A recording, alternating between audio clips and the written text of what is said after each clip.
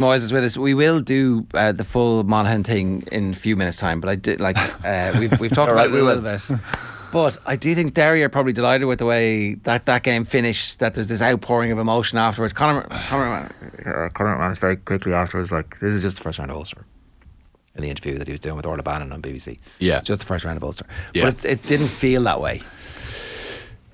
For Monaghan or for Derry? I think for Derry, they're like, this is great. You guys, you go off and you party. Shane is going to be draped in the Monaghan flag as the... There was no partying last night. It was a very relaxed. It was different to previous years. There was no getting carried away. It was there not? Smiley heads leaving Oma, but it was like, well, on to Derry now. There was definitely a different feel to it. That's definitely good to hear. Yeah, Derry will be absolutely delighted, licking their lips. There was very little in that performance really for Fermanagh. Once they got the early goals, that was kind of it. You know, Fermanagh obviously wanted to try to hang in the game for as long as they can, or as long as they could.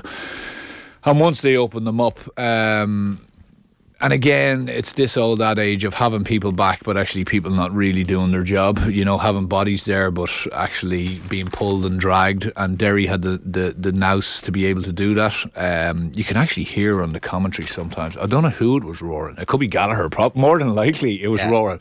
But you could hear on the commentary, "No sweeper, no sweeper." And I flicked the eyes up, and you could see that although they had bodies, they had been pulled and there was actually no one on the D. And then as soon as the players heard that, they literally turned and went straight down the middle. So the communication from all the angles and the various different bits and bobs, it'll be good for Derry. Derry obviously will get that Dublin performance out of their system, but again, they won't get carried away. I don't really. It was horses for courses yesterday. They'll revert back to what they're more used to against Monaghan and whoever else they come up against, because they were a bit more open and a bit more kind of progressive really yesterday, but they could afford to be really. You know, Fermanagh weren't. You know, we'll preview that game properly when it comes around. So let's get to the story of the weekend, and that is Monaghan's victory. Tyrone's failure to close the game out. Well, that too also, yeah. So very un-Tyrone, like, you know, a 5-point lead at half time, brilliant in the first half, and I did feel like it was essentially game over at that point. Part of me was wondering, I might wander off and flick around and have a look at what else and catch up with some of the stuff, because we've seen this movie a million times, but we hadn't. There wasn't much else on, to be honest. Well, a couple of things, and again, I'm not doing the old hindsight 2020 job, but that's the way of it. Yeah, sorry. I thought they were. So Monaghan were unbelievably efficient in the first half. Unbelievably efficient. Tyrone were a slight bit wasteful. I thought that actually that was in favour of Tyrone, because there's no way Monaghan are going to be able to keep this up. That felt a little bit like Dublin's performance against Donegal back in the All-Ireland semi-final, where everything they kicked went over and they were all worldly. Like, there's no way they can keep that up. I mean, you can't. Well, it turned out you can. Well, they can't. You know, sorry, they can when they have the quality that, you know, such as McManus. You know, and I know you guys were chatting about it earlier on. Like, I watched it so closely that I think he touched the ball in the first minute, about a minute 20. Yeah. Bar a free, he didn't touch the ball again till the 15th minute, which was an absolutely unbelievable score. On the right hand side, underneath the stand, with his right foot, he makes a little jink, makes the space, gets the ball, drops his left shoulder, comes on and kicks it like into literally nothing. It's curling around the post and drops over, and he never took a bounce. He just bang hit it. And for a fella, like, it just shows you the confidence, the ability that he has. And I know that, like, I mean, we're going to get back to the game, but like, I mean, I played against him, Jerry, when he was a half back, and he was like, you'd see bigger legs Skinny hanging lad, out of a nest, you know. And now to put the work in, because he's physically so strong as well. Yeah. You know, he's coming up against Hampsey, he's coming up against different fellas of this who are big men trying to bully him. Not a bother. So the amount of work he has put in, by the way, to completely change his body shape. You know the way young lads, you see fellas saying, "Oh well, he's a wispy type of player." That guy has put in. Never mind his ability. Yeah. Right. Like, because some fellas also who have that ability kind of say, "Oh well, I'll be able to, you know, come on the loop. I'll be able to get scores." But he has been so diligent and obviously committed over the years. It's fun. It's unbelievable to see, and it's paying off, because his body is honed now, and at 35 or 36 years of age, he's still able to do what he did yesterday. There's an element too, and it's hardly a new thing, but he distracts defenders then, because you have to have a couple of lads keeping some sort of an eye on him, and it leaves the space for the likes of Bannigan, O'Hanlon, McCarthy get a couple of nice scores in the second half as well. Yeah. Jack McCarron didn't have his great greatest day yesterday, but those options are there for Monaghan, that other forwards are maybe freed up for a little bit of space because of the focus Correct. on McManus. And they didn't panic. You know, the one thing about Monaghan, so if you break down the game, I felt Monaghan never panicked. They made some alterations, which I thought were really smart alterations in that they took off the young lad, the cornerback, and it wasn't because he was having a poor Phillips, game, yeah. but they needed a bit more from the half-back line, which they got with McCarthy when he went back there. Because what happened was, and we spoke about this before, Burns drops back very quickly for Tyrone into a kind of a sweeping role. So they said, right, if he's going to do that, we will attack down that side and try to take him and try to make as much forward momentum as we can in that situation. They also upped their intensity. And I know, people will say, oh, well, you know, it's not all about that. But it is about that. They got much more physical with them and hands-on. Every single time Canavan or McCurry or any of the guys inside got a ball in the second half, they had a Monaghan player right beside them, tackling, pushing them out. They turned them over probably 4 or 5 times where they crowded them out, they got their hands up, didn't commit fouls.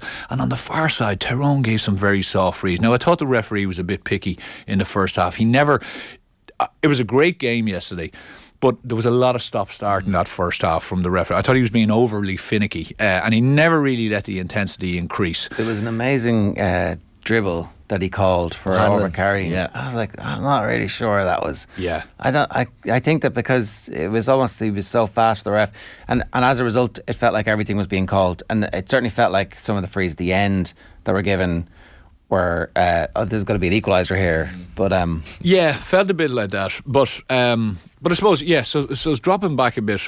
You know, Tyrone would have been very, very happy. You're right, Jared. They could have probably went in 7 or 8 up, right? And they probably should have gone in 7 or 8 up, not from opening Monaghan up, but I thought McCurry snatched at a few from bad angles that you're probably saying, really, you know, it would have been an unbelievable score to get, but you know, okay, he was probably feeling confident. I just thought they should have been a little bit further ahead.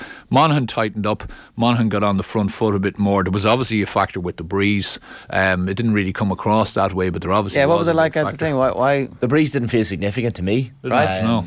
Certainly being there, I wouldn't have said it's a really breezy day in Omagh. Right, yeah. But obviously for the players on the pitch, McManus said it himself that he found the shooting easier in the second half. Yeah. I think a lot of more players were taking pot shots in the second half for Monaghan. So it must have been a significant swirl on the pitch. Yeah, which yeah, it felt out. Well, but you know, it's interesting to see it. But some players from Monaghan, like O'Connell, O'Connell has played hardly any football this year. Yeah, he was obviously injured, but his performance yesterday in midfield was like, if you watch the goal at the very end, he's the one who passes the ball off and is going back for the return. Like his performance, because the 2 midfielders for Tyrone are playing at the top of their game at the moment. They were good, yeah. Yeah, no, they were good, and they kept mixing it. Remember, we were saying that Kennedy was moving into full forward sometime and creating that kind of a big threat in there where they put that diagonal ball in. They did that a couple of times actually, but you know, Lavelle I thought was quieter, but the work he put in the second half was absolutely phenomenal. But Tyrone's Achilles heel again, Ger, which is running straight down the middle at them, pulling Hart out, opening up that 6th channel and going straight. That was ultimately that caught them in the end. Because if you watch the goal, there's actually 3 or 4 Tyrone guys ahead of the ball, but as the ball gets transferred across a couple of Monaghan players, Monaghan fellas actually end up beyond them. So someone stops working. So actually, I know we'll talk about the opportunity and the goal chance, but actually there's 2 more options for him. There's a man inside where he could have hand passed, and actually O'Connell is coming as well. So they nearly could have walked in it in net. Yeah, yeah. At the end, though, it felt a little bit like this game is going to overtime. I'm going to not kick the extra point in American football. I'm going to go for 2. And everyone's like, oh, it's the analytics guys. It's like, the calculation in his head in that second is like, going for it. But what are you doing in that situation? The whole world is not doing that. Early, I'm probably falling over myself as I get the ball, and the panic sets in. the enormity of the situation. Look, his attitude after the game was phenomenal. By the way, never mind that, he went in and picked up Canavan in the second half. Oh yeah. And he snuffed. Canavan got 1 score where he had to come out really far and get on the ball, and he was facing the ball, and he got a great score now, but he snuffed Canavan out that second half. He had an unbelievable game, and that's his first year really playing. In the 1997 All-Ireland hurling final, John Leahy gets a chance and goes for goal instead of taking an equalising point for Tip against Clare, and it's been spoken about ever since. Yeah. So like it's a very, very high risk with almost no reward, right? But then the reward is like, look, the at reward me. is phenomenal. Yeah. And he wasn't really one-on-one, because I don't know who the Tyrone, the 23, I think was. I think actually Sludden lost him a little bit. Sludden Yeah. went to the ball and kind Correct. of gave the And I run. actually think that the other Tyrone guy puts Morgan slightly off, and Morgan never expected it. Like, you could see his reaction after. He's like, did that really happen? Yeah. He was fully expecting it either to be palmed across. I thought Morgan or had a flicked great over. game, by the way. No, he played very well. Listen, it was top. It was unbelievably high quality match. You know, the ball, the passing, there was very few misplaced passes. The kickouts were phenomenal. The pressure on the kickouts were fielding phenomenal. the Monaghan kickouts. Yeah. Like, And begging. It's so high risk, but it's like, it's so exciting. It creates this mad sense of jeopardy from the kickouts. Well, it's phenomenal. There was a great angle behind the goal where you see one of Beggin's kickouts and they empty out left channel of as he's looking out, and they get an easy one away, and straight away next kick out you see Morgan and he's standing right there. He's like so they have to put it out right, obviously, and then they give the one ball up, which ends up in the goal, where he goes short and they get dispossessed. But then Morgan is kind of hiding literally, and then coming for kickouts.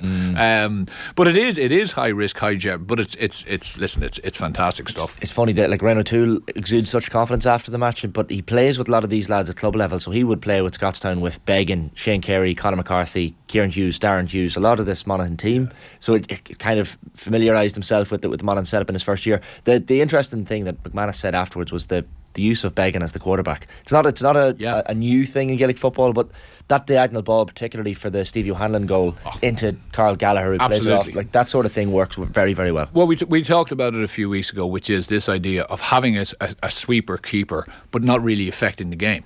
So it's just another set of hands to ship a pass on. That for me is just a lot of risk for very little reward. Yeah. Because you're bringing somebody up, you're leaving all of this, and actually you cause confusion in the back line, literally just for someone to get it. He doesn't do that. He gets it and he probes with passes. He put another pass out over the top of a Tyrone player. So he's always constantly, that pass in particular was an excellent pass. I thought O'Hanlon was really good yesterday. That was an unbelievable battle with Myler. Because Myler looked like he was winning the arm wrestle. But O'Hanlon never gave up. You know, a couple of times he got done for overcarrying badly by the referee because he does this little jink and he is gone. And I kind of thought to myself, because himself and Myler were having a right ding-dong, Myler was giving him plenty every time. And I was saying he might shirk away from this, and when he got the pass for the goal, he only had one thing on his mind, and I thought he had a really, really great game. He carried the fight to them unbelievably well. Tyrone, my only worry, sorry, it's a thing, I suppose, with Tyrone, in the sense that, again, I don't know where the big thing about, I suppose, some games is, and you see this a lot in American football, when a team can sit back at half-time and work you out a little bit, I think you have to go out the second half and do something different. Yeah. So Tyrone went out the second half and felt, we'll continue to do exactly what we've been doing, and it'll work. But Monaghan had said, you're not going to use Canavan and McCurry anymore, and we're going to get bodies back in there, and we're going. So I'm kind of going, where's the change up? You know, and like McShane has obviously gone so far down the pecking order there in Tyrone, because I would have thought a big man. Now I know they brought on the younger lad, but he came on around midfield, and they were starting to get a little bit wiped out around there too. So they needed something different. Now Canavan took it upon himself to come out and kind of try to come in from the half forward line, but that was also a bit of desperation that they weren't getting the ball in. So they'll learn from that, but they'll need to. Thing. Yeah, I was trying to find out. These two teams could end up in the same group still. In the All Ireland series. Now, I think if Derry beat Monaghan, then they'll both be third seeds, and so therefore, obviously, they won't. Yeah. But a reward for Monaghan beating Derry could be a Ulster final defeat and then Tyrone drawn, because like they always get drawn against Tyrone, right? Constantly. You'd be like, we always beat them earlier and then they beat us. Great lads, later good on. to see you again. Yeah. Play that game in Croke Park, maybe. It's typical. It was interesting that point as well about the second half, Monaghan changing the intensity, because Monaghan came out for the second half a lot earlier than Tyrone did, and that's not really a Monaghan thing. Traditionally, Monaghan will wait in the dressing rooms for quite a significant portion of time, and like you could see that the 6 Monaghan forwards get into a huddle, and Conor McManus was doing most of the talking. Micheál Bannigan, who's the vice captain this season, was doing a lot of talking as well. But They were clearly focused at the start of the second half. Absolutely. The defenders did the same and got into a little group. Yeah. They were ready to go. They were ready to go. And actually, I think O'Toole mentioned that when they looked at some of their stats at half time, it showed that their intensity levels weren't where they were. So what is that? It's turnovers predominantly, and it's tackle count. And even the forwards getting back and helping out, that wasn't really happening. So, yeah, it's there is that thing of the championship and where they will end up and all those different things, but Monaghan will absolutely take that, because I was still questioning their Mayo win, because people, it was essentially, wasn't it, a first team, a Mayo team, but we've seen what's obviously happened in Mayo the last couple of weeks. But for them to do what they do, the one thing that amazes me is, and you don't need to comment on this, Shane, but I look at, we were slagging a couple of weeks ago about the 06, I think, league final, and look at the 05, the virtues of say Kildare or Meath against Monaghan. Monaghan have a small playing pool, tiny playing pool, and they are absolutely eking every single last drop out of that playing pool and out of their ability and their resources to continuously, I don't know what the year is for Division 1 and how many years they've been there now. 2015 they was there. But that, and 10 years and doing what they're able to do. No, it doesn't matter that they're not winning all that. They are there and they're competitive continuously. Well, they must now consider themselves, and they've got to stop this. Look, it's Ulster, and we'll be happy with that. Yeah, I don't think they are this season. But I really don't think they are. I really hope that's the case, because, I've said before, I remember speaking to somebody steeped in Monaghan GAA. And they were like, look, we'll never win All Ireland, but we could win an Ulster. And since then they have won their Ulsters, in fairness. But I do think that they must be looking at, there's nobody who they could get in an All Ireland quarter-final or semi-final that they wouldn't give themselves a chance against now, on the basis of everybody being fit, right? Sorry, group setup is perfect for Monaghan. A team like Monaghan, 3 league games essentially, home, away and neutral. Monaghan love a little bit of jeopardy. It's set up nicely, and I think the Derry game, as we say, it doesn't really have the meaning that it might have otherwise had. Monaghan don't care about winning Ulster this year. It'd be lovely, but the group is the focus. I hope so. I think so. They're contenders. Yeah. But also, they won't get ahead of themselves, and Derry is the next challenge. But the challenge then is you're playing one of the top 4 teams. That's it. So you're playing another team who are contenders for the All-Ireland. You'd give them a chance against Derry, you'd give them a chance against Mayo. Kerry and Dublin, I would make favourites against Monaghan. 3 to 5 point favourites in that game at this stage, right? But everybody else, I'm I think Monaghan are going to give them their full of it. And even then, if Monaghan get their tactics right and understand early enough, so it's not a 5 point lead at half time for Kerry or Dublin, you don't let them get into that stage. You make those changes a bit earlier. And this is Vinnie Coy's first season. Yeah. As manager. Desi Ward, who's a fulcrum of that Monaghan team, was injured yesterday, was named in the team but didn't make it. Carl O'Connell ironically came in for him. So Desi could be back for the Derry game, which would be a massive plus. Yeah, it would be a big plus. But, I suppose the McManus factor is a big factor. He what did he get, 9 yesterday? Yeah, 9. It is a big factor. He was feeling his shoulder after one of the ones in the first half, and oh no. Yeah. Then no difference. And McCarron had an off day, but I felt sorry for McCarron, because I think he was trying to play that quarterback where he was coming out to the top of the D, and he was trying to be the provider of the ball inside, and it just wasn't working for him, and it wasn't really working for the team, really, that setup. McCarron is never going to annihilate you with that type of pace in the full forward line, so probably finding a role for him, which could be an 11 or something different. I think they need to get a bit more out of him, because the over-reliance on McManus is there. But then, of course, you'd say on the flip side, well, Tyrone are probably over-reliant maybe a little bit on Canavan. Certainly the stats would show you that yesterday. But you always need the ace in the hole, and McManus's performance, be it from place balls or from play yesterday, not only does he obviously execute unbelievably well, but as you say, he draws players to him. The squad depth is probably a question. Yeah, and that's why the groups might not be great for them. Well, I have to say, even Sean Jones yesterday coming off the bench, he didn't really show what he's capable of, but he has lit up the under-20s. You want a handy group. Yeah, that would be the other thing that could help them. One last thing, I wouldn't also write Tyrone off after this either. I think that's great learning for them. Great learning for them, but again, we questioned earlier on the season the camp, and the mood in the camp. So they lose a game. That's a sickener for them yesterday. That is a sickener. There's no doubt about it. They'll be saying at half time, we do X, Y, Z, we see this game out, we could win by 5 or 6 or 3 or 4. They end up losing. scratching their head and kind of going, I would say there will be a lot of analysis of what went on, the options that were taken, maybe a little bit of lack of intensity, thinking we do have this.